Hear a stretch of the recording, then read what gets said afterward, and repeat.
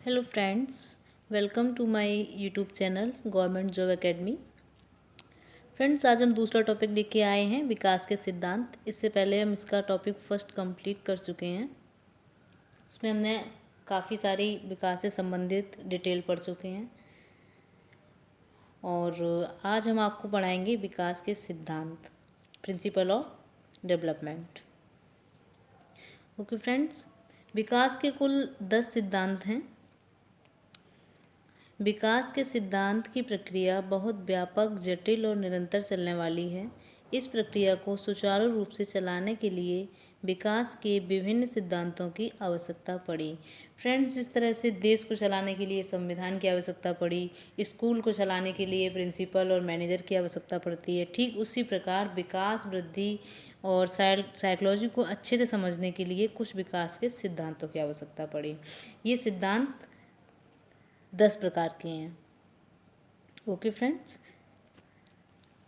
First है principle of continuity, निरंतरता का सिद्धांत। विकास एक निरंतर चलने वाली प्रक्रिया है, ऐसा मैं आपको पहले भी बता चुकी हूँ। ये जन्म से जीवन पर्यंत चलती है। इस प्रक्रिया को वोम टू टॉम भी कहा जाता है, गर्भ से कब्र तक चलने वाली प्रक्रिया। इसीलिए इसको निरंतर चलने वाली प्रक्रिया भी कहा जाता है कि जीवन पर्यंत चलती है।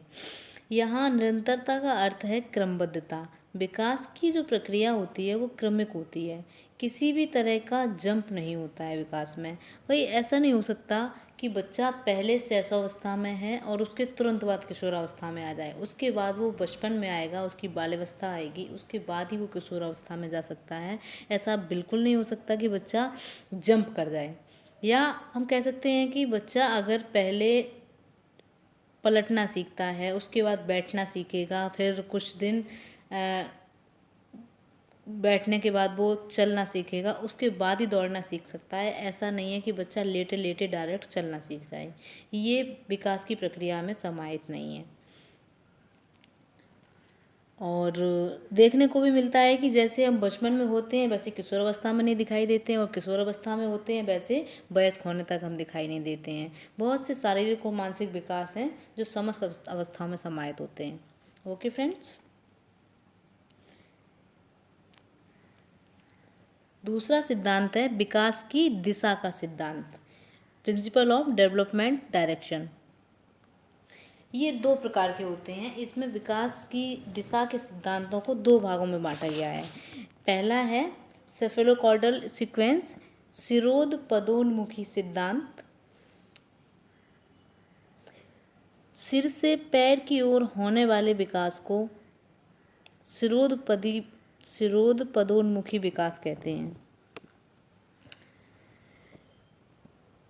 इसमें सबसे पहले बच्चे के सिर का विकास होगा और फिर पैरों तक आएगा। सिर से पैर की ओर होने वाले विकास को शिरोध पदोन्मुखी सिद्धांत या विकास कहते हैं।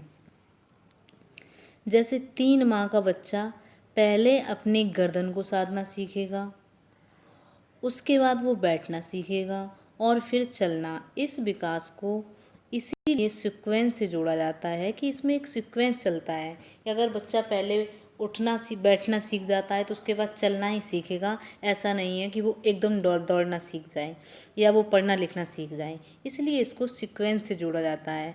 या हम कह सकते हैं कि बच्चा है, किसी की भी बात कर लो, बच्चे की बात कर लो या बड़े की बात कर लो, जब हम स्कूल जाते हैं तो उसमें सबसे पहले जो 4 सीक्वेंस बताए गए हैं कि सबसे पहले बच्चा सुनता है, उसके बाद बोलता है, फिर पढ़ता है, फिर लिखता है। तो ये क्या है, एक सीक्वेंस में चल रहा है। इसीलिए कहा जाता है कि सिर से पैर तक होने वाले विकास की दिशा लंबवत होती है। ओके फ्रेंड्स, इसी का दूसरा विकास है प्रॉक्सिमो डिस्टल सीक्वेंस, समीपस्थ दूरस्थ विकास। इस विकास के अंतर्गत केंद्र से बाहर की ओर होने वाले विकास को समीपस्थ दूरस्थ विकास कहते हैं। इस सिद्धांत के अंतर्गत विकास मध्य भाग से बाहर की तरफ आता है। मध्य भाग से जैसे पहले हमारा हार्ट डेवलप हुआ या रीढ़ की हड्डी डेवलप हुई, उसके बाद बाहर की मांसपेशियां बाहर की तरफ डेवलप होंगी।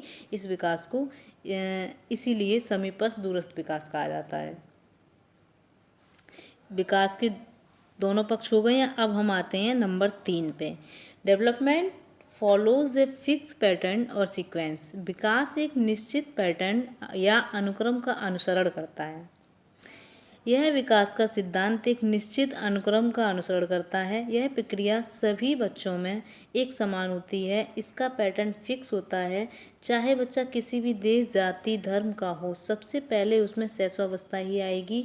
वो पहले बैठना उठना, उसके बाद ही चलना दौड़ना सीख सकता है। ऐसा नहीं है कि बच्चा अगर अमेरिका का रहने वाला है तो वो डायरेक्ट पैदल चलना सीख जाए, और हिंदुस्तान का रहने वाला है तो वो केवल बैठना सीख पाए। ऐसा नहीं है, सभी के लिए विकास की प्रक्रिया समान होती है। ओके फ्रेंड्स, 4 नंबर है प्रिंसिपल ऑफ इंडिविजुअल डिफरेंसेस, व्यक्तिगत भिन्नताओं का सिद्धांत। व्यक्तिगत भिन्नताओं का मुख्य कारण होता है आनुवंशिकता और पर्यावरण। आनुवंशिकता और पर्यावरण अपने आप में एक टॉपिक है फ्रेंड्स, इसको मैं अलग से आपको कराऊंगी। मैं सीक्वेंस से चल रही हूँ, टॉपिक बाई टॉपिक, और जब ये टॉपिक आएगा तब आप लोगों को इसमें विस्तार से बताऊंगी।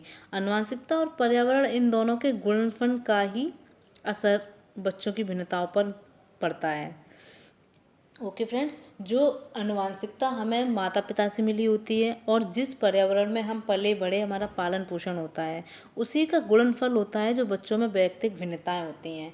व्यक्तिगत भिन्नताओं का मतलब है कि हर बच्चों की हॉबीज़, रुचियाँ और आदतें अलग अलग होती हैं।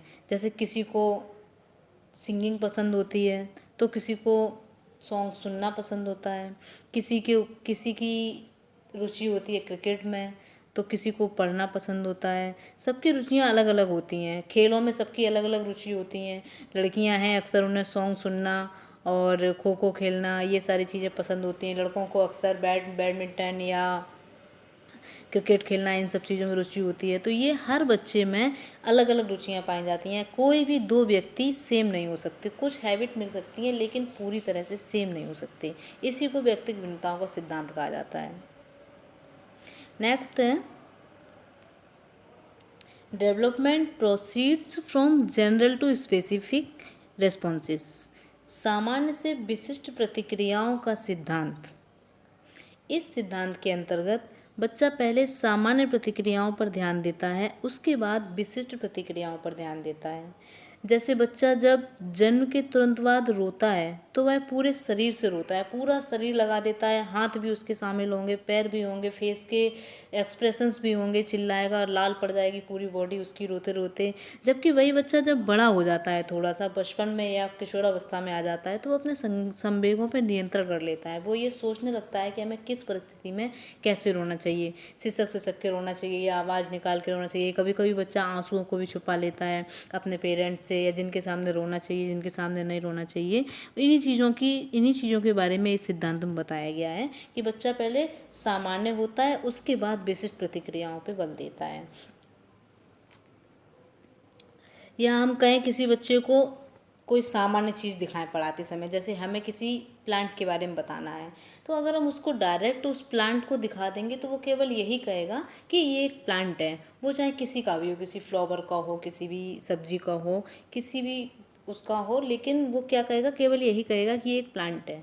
लेकिन उसके बारे में जब उसे हम बताएंगे कि ये पौधा है, लेकिन ये इसके पार्ट हैं, ये तना है, ये जड़ है, ये फूल हैं, ये पत्ती हैं, जब उसको हम बताएंगे तो उसकी विशिष्टता पे वो ध्यान देगा। लेकिन सबसे पहले उसकी सामान्य दिमाग में क्या आएगा कि ये पौधा है।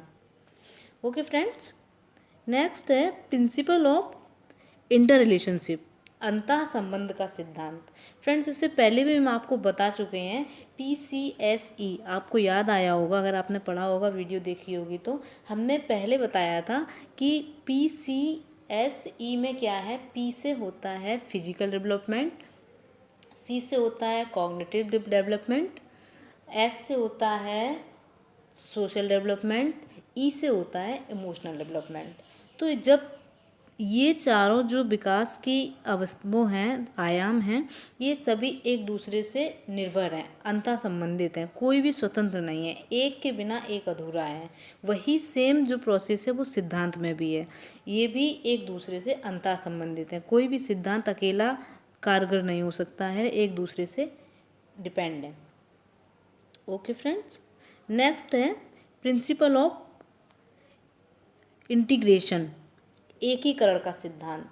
जब हमारे शरीर की शारीरिक और मानसिक क्रियाएं एक साथ काम करती हैं वहाँ एकीकरण का सिद्धांत होता है। जैसे पढ़ाई करना, साइकिल चलाना, पढ़ना, ये सारी चीज़ें क्या हैं, एकीकरण सिद्धांत के अंतर्गत आती हैं। अब आप कहोगे कैसे? जैसे पढ़ाई करना है, जब हम पढ़ते हैं तो बुक को हाथ में पकड़े होते हैं और नहीं पकड़े होते हैं तो हाथों का काम क्या होता है, पेजों को पलटना, तो हमारे हाथ काम कर रहे हैं, है ना। और उसमें जो पढ़ रहे हैं वो किसका काम है, हमारे दिमाग का, तो हमारा दिमाग भी काम कर रहा है। तो यहाँ शारीरिक क्रिया हमारे हाथों से हो रही है और मानसिक क्रिया हमारे दिमाग से हो रही है, संज्ञानात्मक दिमाग उससे हो रही है। और साइकिल चलाना, साइकिल चलाने में हमारे पैर भी काम कर रहे हैं, हैंडल को हमने हाथ से पकड़ रखा है ना। और दिमाग भी काम कर रहा है, कहाँ कि हमें किस तरफ मोड़ना है, दाहिनी बाहिनी किस तरफ हमको जाना है, ये हमारे दिमाग का काम होता है। यही सेम होता है पढ़ाने में। जब हम पढ़ाते हैं तो बुक को पढ़ते भी हैं, लिख के भी बताते हैं। आँखों का भी काम होता है उसमें कि आँखें हमारी देख रही हैं उसमें क्या लिखा है क्या नहीं लिखा है, और सामने वाले को बताते हैं तो हाथ से लिखना पड़ता है, हाथ भी काम करते हैं। तो इस तरह से एक या एक से अधिक जब मानसिक और शारीरिक क्रियाएं काम करती हैं वहाँ एकीकरण का सिद्धांत होता है। लेकिन देखने में ये क्रिया एक ही लगती है, जैसे पढ़ना हुआ तो क्रिया केवल एक है, लेकिन कार्य इसमें हमारे शरीर की कई चीज़ें कर रही हैं। Okay friends, principle of predictability, पूर्वानुमान का सिद्धांत। विकास को देखकर किसी चीज़ का अनुमान लगाना ही पूर्वानुमान का सिद्धांत होता है। जैसे किसी बच्चे को देखा और आपने कह दिया अरे ये तो ऐसा बनेगा, अरे ये तो बड़े से बड़े पे ऐसा हो जाएगा, अरे ये तो बड़े पे ऐसा हो जाएगा, वैसा हो जाएगा। किसी को देख के जो हम लोग प्रेडिक्शन करते हैं, पूर्वानुमान लगाते हैं, वही क्या है, पूर्वानुमान का सिद्धांत है। बच्चे की आनुवंशिकता से ही उसकी लंबाई का पूर्वानुमान लगाना। इसका उदाहरण है जैसे बच्चे की आनुवंशिकता से, किसी के पेरेंट्स छोटे हैं तो हम लोग अक्सर कहने लगते हैं कि इसकी हाइट ज़्यादा नहीं बढ़ेगी, तो हम लोगों ने क्या अनुमान लगाया, कैसे लगाया, उसकी आनुवंशिकता से, उसके माँ बाप की हाइट को देख के हमने अनुमान लगा लिया कि बच्चे की हाइट ज़्यादा नहीं बढ़ेगी। इसी को कहते हैं पूर्वानुमान का सिद्धांत। ओके फ्रेंड्स, आज के लिए इतना ही। अभी ये सिद्धांत पूरे नहीं हुए हैं, बाकी के सिद्धांत के साथ मैं कुछ क्वेश्चन लेके आऊँगी, तब आप लोगों को टॉपिक कंप्लीट कराऊंगी। तब तक के लिए आप वीडियो को देखते रहें रिपीट करके और अच्छे से समझते रहें। कुछ भी समझ में अगर नहीं आता है तो आप कमेंट बॉक्स में कमेंट करके मुझे ज़रूर बताएं, मैं दोबारा से समझाने की कोशिश करूँगी। Okay friends, thank you.